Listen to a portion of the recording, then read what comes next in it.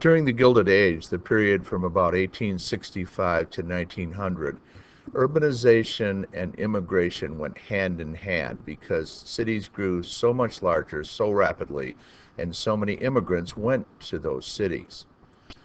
Let's look at some examples of population increases. They're very dramatic.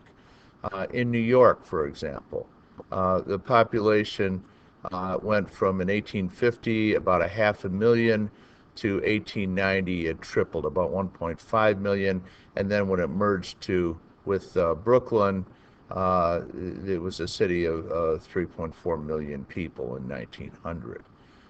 If you look at Philadelphia, uh, tremendous growth. 1850, 121,000 people. 1900, almost 1.3 million, more than a tenfold increase in 50 years. That's extremely rapid growth. And if you look at Chicago, uh, in 1850, it was the 24th largest city in the United States, a population about 30,000. By 1900, it had about 1.7 million people and ranked second. Uh, this was probably the most explosive growth of any American city during the Gilded Age. Now, if we look at the developed area of Chicago, you can see how it progressed. Um, in 1850, this little area here, and I'll just run through the growth during this period.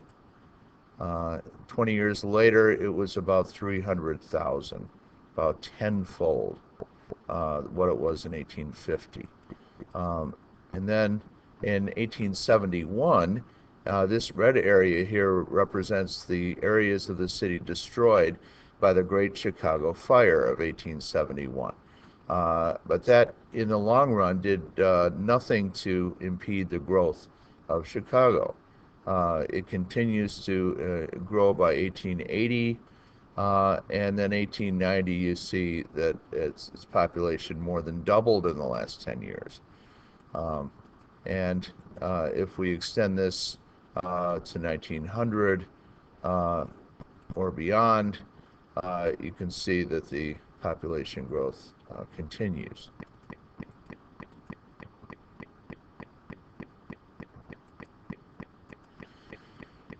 Now, during this growth in cities, there were all sorts of other things that we're studying in other forms that were going on. The development of steel, mass-produced to produce skyscrapers. There was movement upward as well as outward. There were advances in sanitation, in the growth of electricity, in all sorts of ways that make the modern world modern. And the United States was leading the way in all of these areas. Immigration was equally rapid during this period. Now, there is a shift around roughly 1890. Before that, most immigrants came from northwestern and central Europe, especially Ireland, Britain, and Germany. After that, they came from southern and eastern Europe, especially Italy and Russia, but also Poland, Hungary, the Balkan Peninsula, and other areas. There was a good deal of chain migration. What that means is that immigrants who led the way sent word home to the old country about opportunities, and then when others came, they would seek out individuals and neighborhoods where they could speak their own language, eat their own food, practice their own culture. So you have these chains of migration to certain areas. You can trace it so specifically that in areas of Chicago, for example, there are streets, individual streets that have a concentration of immigrants from a particular town in southern Italy, for example. And then a street or two over, there may be people from another town in southern Italy. It's that specific. There was also circular migration. People called birds of passage were those who uh, came to the United States to earn money and then turned around and went back to the old country. That was more common than a lot of people realize. For example, of those Italians who came to the U.S. between 1907 and 1911, 73% of them at one point returned home to Italy. Uh, Land prices were more than most poor farmers there could afford, but if they could save some money, they could buy enough land in the old country to set themselves up in a good life. Uh, in Southern and Eastern Europe, those who came from there, 44% of them returned home. Now, these were groups who were coming mainly for economic reasons, and when their finances improved, they were quite pleased to go back to their former country. An exception to this would be Jewish immigration, because they were escaping primarily to get away from persecution, especially religious and ethnic persecution, and they never intended to return. And that affected the nature of Jewish immigration to the United States. Um, this was a reception center for immigrants before 1892 in New York City. The one this lasted for more than about 3.5 decades. The one that's much more famous, however, is Ellis Island. That was the reception center for immigrants to New York from 1892 to 1954. It's in New York Harbor, easily viewable from the Statue of Liberty and vice versa. Um, these are immigrants to Ellis Island. Get a sense of the atmosphere there. For a long time, this was in ruins. In the 1970s, I visited there, and it was kind of sad. It was not in good shape. But after that, there was a major renovation, and now Ellis Island has become an enormous tourist attraction. Um, a very famous photo of an immigrant family looking out at the Statue of Liberty from Ellis Island. At the base of the Statue of Liberty, there's a very famous poem that was added later, sometime after the statue was first constructed, by Emma Lazarus, who is Jewish herself, and was an earlier immigrant, or from an earlier immigrant family. Not like the brazen giant of Greek fame, with conquering limbs astride from land to land, here at our sea-washed sunset gates shall stand a mighty woman with a torch, whose flame is the imprisoned lightning, and her name Mother of Exiles. From her beacon hand glows worldwide welcome. Her mild eyes command the air-bridged harbor that twin cities frame.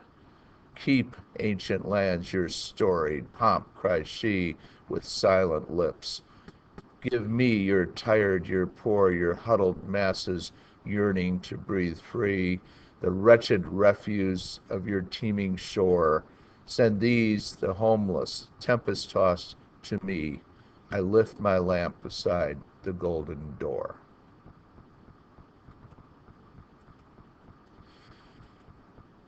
Immigrants faced a number of obstacles in approaching Ellis Island, entering Ellis Island. There were physical exams, and they could be quarantined or even sent back if they didn't pass them. Once they got to shore, there were restrictive covenants, deeds and laws real estate restrictions that said, this area is only for Christians, or this area is only for white people, and so on. And a lot of people were confined to ghettos, neighborhoods where a certain group of people would be concentrated. Uh, a lot of American workers objected because they thought that immigrants were taking their jobs. Uh, there was particular prejudice against Chinese and Asian immigrants. Um, there were laws passed by Congress excluding them from entry to the United States. And for several decades, they could not enter the United States. Um, so this was just as we learned earlier with the problems faced by Irish immigrants. There were similar prejudices applied to other immigrants in the late 19th and early 20th centuries. Uh, the most crowded area on the earth was the Lower East Side of New York. Sanitation was terrible, and gradually New York City made progress in improving this.